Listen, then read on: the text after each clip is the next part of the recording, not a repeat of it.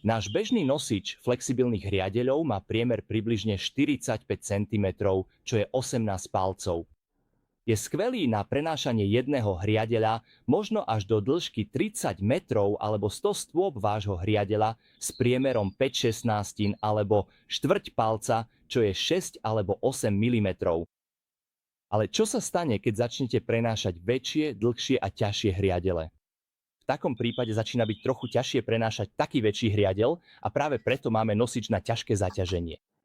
Samozrejme má o niečo väčší priemer, takže unesie ťažší a väčší hriadeľ, ale zdvihnúť to a vložiť do dodávky bude poriadna otrava.